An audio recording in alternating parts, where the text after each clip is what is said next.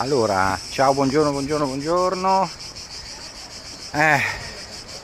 Anche oggi, ma oggi già giornata molto più calda degli ultimi giorni.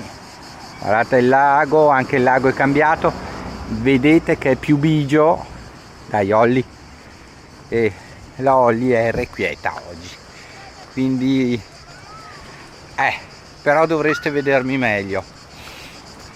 Li dovreste vedere meglio e mi vedrete probabilmente fare il barbone, l'accattone in fianco a una strada con tutte queste rate e spese. Vediamo se questo attrezzo funziona per il vlog. Direi che sarebbe proprio l'ottimo se funzionasse bene e se l'audio va bene. Di qua Olli scorciatoia. Allora, malocchio. Oggi parliamo del malocchio. Occhio, prezzemolo e finocchio. Allora, il malocchio. Si era convinti, moltissimo convinti fra le altre cose, dal 1600 al 1800, ma comunque questa convinzione va avanti ancora oggi, che ci sia il potere da parte di alcune persone, attraverso uno sguardo malevole, di portare delle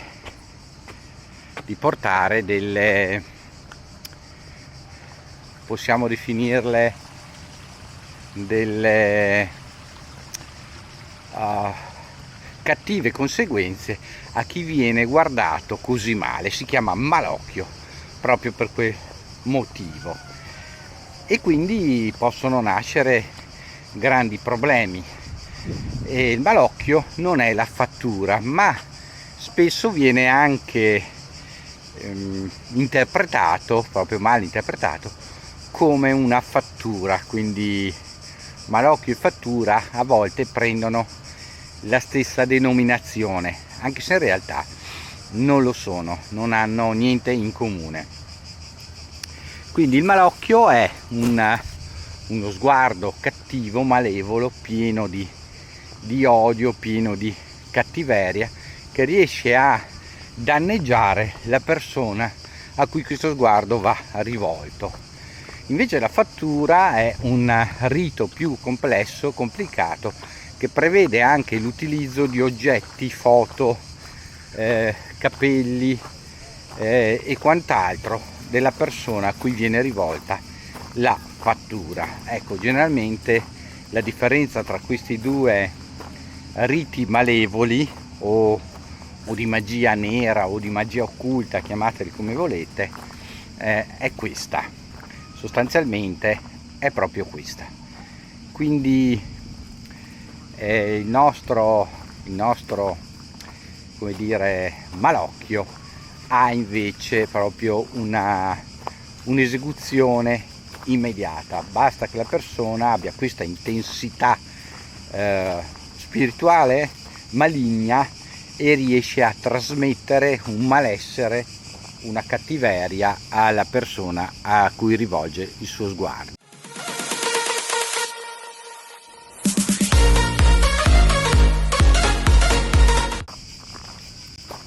Devo essere sincero, io non ho mai assistito, non penso di aver mai visto un malocchio, ma ho assistito a una fattura, ho assistito agli effetti di una fattura, e se volete ve la vado a raccontare.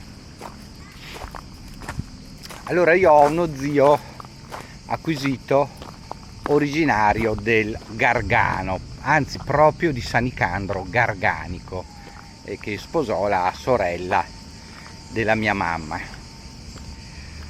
Un giorno andai a trovarli a casa loro e, come sapete, se non lo sapete ve lo dico qua, ogni famiglia, ogni, come possiamo definirlo, clan, ha una sua strega buona, guaritrice, strega buona, non so adesso come venga definita questa cosa. E questa cosa del trucco dell'olio, dell'acqua nell'olio che fa delle immagini, ve l'ho già raccontata, ma qua andiamo a una volta successiva. Vado a trovarlo e lui mi dice: mi accompagni un attimo prima di portarmi a vedere il Valentino a Torino, e andiamo a salutare un mio zio. Qua c'è questa casa, quelle case sapete con tutti i balconi all'interno, tutti appartamenti, tutti i balconi col cortile interno, e andiamo a salutare un suo zio perché poverino è malato, non si sente bene, all'ospedale gli hanno diagnosticato un tumore in metastasi e insomma è a casa in attesa di passare a miglior vita, come si dice.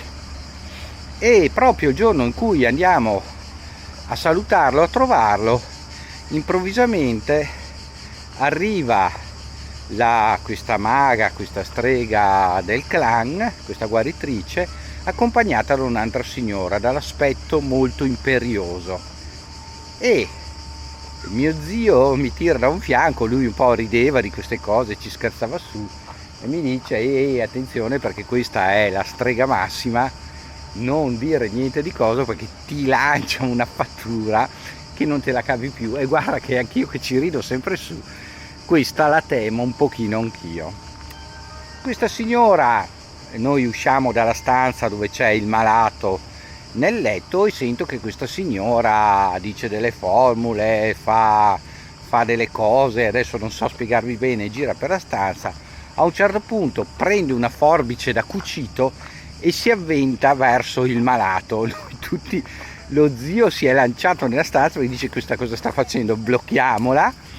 E invece la signora agguanta un cuscino, lo taglia questo cuscino fatto di piume, e all'interno trova delle palline che sembravano una specie di gomma, così dal punto di vista visivo sembrava una gomma, oppure come la cartilagine delle orecchie, una cosa così gommosa, come dirvi.